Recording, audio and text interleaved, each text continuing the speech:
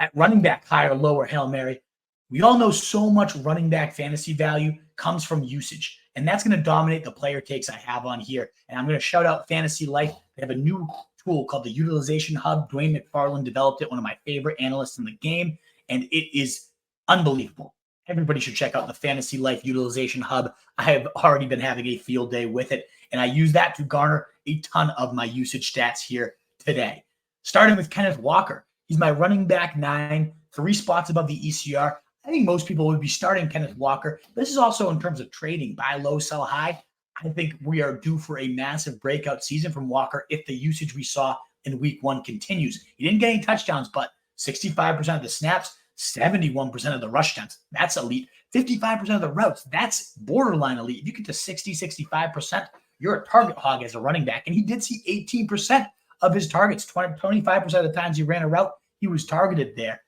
Great to see this increasing role. And without scoring a touchdown, he still was the running back 24 this last week. I think he finds the end zone against a mediocre at best Detroit team. I think Geno Smith does. I talked about him maybe being a one-hit wonder. Let's pay attention. I think he finds his groove again, and Walker helps them establish that. So definitely higher on Walker. Higher on Jamaal Williams, my running back 16 plus 7 ECR against Carolina. A lot of people wondering, I got a lot of DMs about, can I go back to Jamaal Williams after that shitty week? Well, one, he was facing one of the best run defenses of the last 5 years. The Titans have consistently been brutal matchups for running backs in the Mike Vrabel era.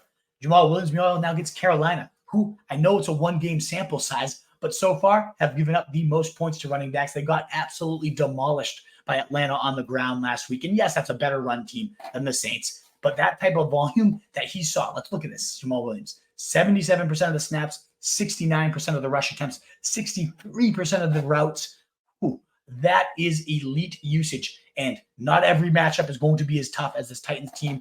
In fact, Carolina might be the softest matchup in the league. Maybe that was just Atlanta being a dominant run game. I'm sure that factors into this somewhat, but I do think the Saints can run it a lot better than we saw last week. I think Jamaal Williams, the leading touchdown scorer last year, can definitely get it done here against Carolina. I also think underlying usage that suggests maybe a breakout comes here. James Conner, it's ugly.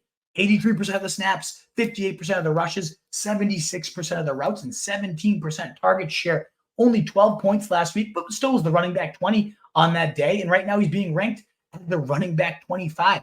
I don't understand it. I think he absolutely should be a top 20 running back, given the Giants got smashed by Dallas on the ground all day. And yeah, Pollard, an infinitely better talent than James Conner, but he falls into the end zone once and gets 18 points. We're talking about a top 15, not top 15, top 7 running back of last week. And I definitely think Conner, an elite touchdown scorer, can find some success and get into the end zone, get about 18 points, and have a top 10 day. So I really like James Conner. The underlying usage is great there, as well as Brian Robinson, my running back 28, 6 spots above the ECR. He's ranked as pretty much not even a flex play right now. I think you can definitely trust him as a low-end RB2, high-end flex, though. Played 58% of the snaps compared to 37% for Antonio Gibson, but really went out there, heavily used Brian Robinson, 72% of the rushing attempts, and shockingly, 7% of the targets compared to just 4% for Antonio Gibson. After Gibson fumbled, and maybe it was a one-week thing, maybe the coaching staff is just fed up with it. It was a great play by the defender. It wasn't,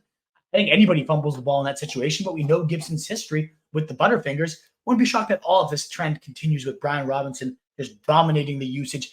I don't think Denver, their offense did not look at any bit better. I guess it couldn't be much worse than last year, but it wasn't like this is going to be an offense lighting up the scoreboard like Sean Payton typically does. So I don't think the game flow is going to be overly concerning for Brian Robinson here. Denver's defense in general last year, a top 7 matchup for running backs. I think Brian Robinson can find the end zone again, get to about 60 yards, and be a viable flex. Moving on to my lower running backs. Got a question about Damien Pierce earlier. Should you start Kendrick Bourne or him in the flex? And this is why I think Kendrick Bourne, as crazy as this might sound, is genuinely a consideration there. My running back 27, -9 ECR against Indianapolis. Now, if anything's working for him, it's that Indianapolis sucks. Certainly in the secondary, but also the front 7. DeForest Buckner, though, one of the beasts in the front of that front 7, and they are certainly better against the run than the pass.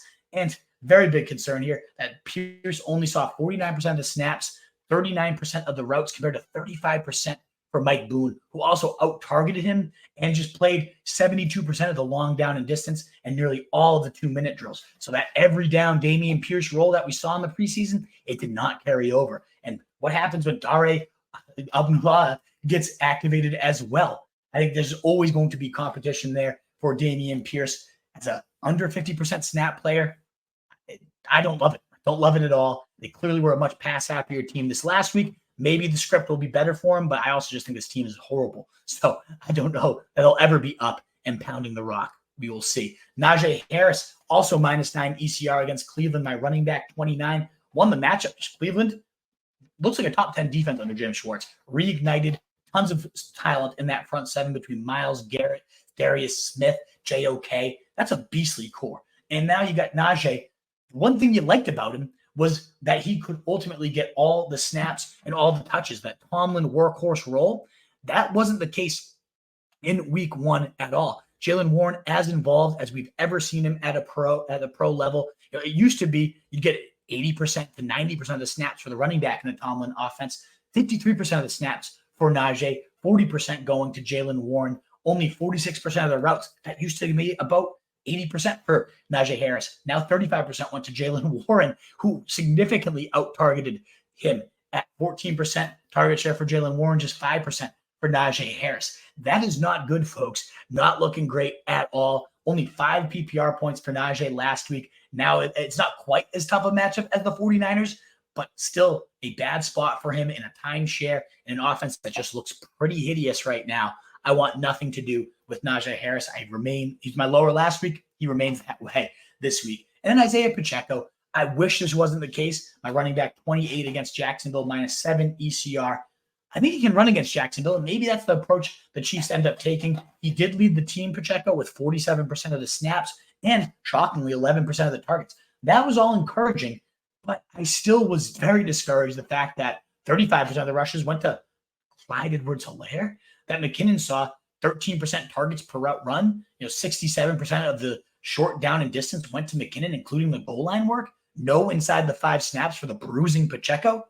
If you can't get the goal line work in this offense, that's kind of half the reason you drafted him. The Chiefs offense could plunge in for some TDs. He certainly did last year, so I would be more than happy to see this flip and put Pacheco right back into my top 20. But I think this calls for a more pass-happy script against that explosive Jacksonville offense here. My Hail Mary of the week at 28% rostered, Roshan Johnson. I just had him on my waiver wire show as a fringe top 10 pickup last night. 5 carries, 20 yards, and a touchdown. But more importantly, the 6 catches on a team-high 7 targets for 35 yards. Did a lot of them come in garbage time when they were down? Sure. Yeah, they did. But they also gave the coaching staff some tape to see this guy's a beast. He was churning through tackles just like we saw in college. Don't forget, he had more forced missed tackles per touch than Bijan Robinson, his backfield mate last year. That was really the only reason he wasn't an every down back in college, was because he was behind a generational prospect who he matched by the efficiency metrics here. He tied Khalil Herbert in snaps, Roshan Johnson did. So ultimately, I think this is where we start to see the backfield continue to get turned over more and more and more to the guy that this coaching staff handpicked. They inherited Khalil Herbert, who looked pretty good on his touches. He always does. But Roshan Johnson, I thought, outplayed him and certainly got some of the more valuable touches between the short down and distance, between the routes there. So I think Roshan, if you're desperate for a running back, is a great Hail Mary. And if not him, Tyjae Spears, only 15% roster right now. This guy actually outsnapped Derrick Henry in week 1. 56% of the snaps to Spears, created 47% for Derrick Henry. I get it. Usage was 100% in Derrick Henry's favor, as it absolutely should be for the King. But Tyjae Spears being on the field is half the battle when you're in a backfield with Henry. And it goes to show when they're in the wrong side of the game flow, when it's a negative script and they need to throw, Spears is going to be that pass catching back. 50% of the routes went to him and a nice 13% target share as well. Was 3rd on the team. I targeted Chigo Konku and Treylon Burks. That's not bad right there. So Tyjae Spears just barely missed, ran a beautiful wheel route, streaking down the field, wide open. Tannehill does look like garbage, and that makes me a little bit nervous here. But if he connects on that wheel route, we're talking about maybe the number 1 waiver wire pickup of the week. Could easily do that this week. And Tyjae Spears, I alluded to earlier. I think Cordarrelle Patterson, one of my pickups of the week, ahead of time. I think Tyjae Spears is the number one guy you should be stashing ahead of this week. I could see everybody sprinting to their waiver wire after he breaks a long one and gets free. This kid has a ton of talent, and I think his role will continue to grow. The usage will match the snaps eventually for Tyjae Spears. But back to Patterson. He's back practicing in full, and sure, crowded. Bijan Robinson, Tyler Algier, absolute monsters. Most expected fantasy points and most total points for backfield so far to kick off 2023. But we know Arthur Smith is the worst person when it comes to usage with his guys. And I wouldn't be shocked at all to see Cordarrelle Patterson jump right into a 15% target share and eat into Bijan Robinson's looks there. He's back in that joker role. Patterson is that positionless football, lining up at tight end even in training camp at times. And sure, there's a lot more mouths to feed now than compared to 2021.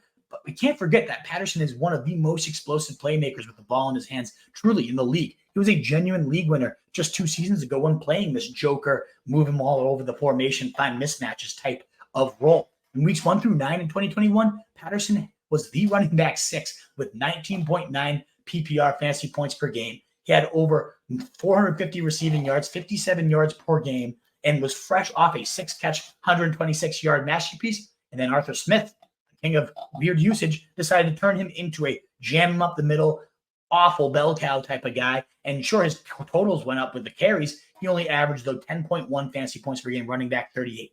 I think switching back to this joker role, even if the volume isn't quite there this season, will help Patterson do what he does best. That's big plays. If you're desperate at running back right now, why not toss in a guy that's a proven touchdown and big play machine in Cordarrelle Patterson, at least stashing him ahead of the waiver week. Now, what am I watching? Breece Hall, second week back. How much usage will he look? He got damn solid yards per clip there. 83 yard on his first carry, 20 yards on his first reception. Ultimately goes 10 carries for 127 yards.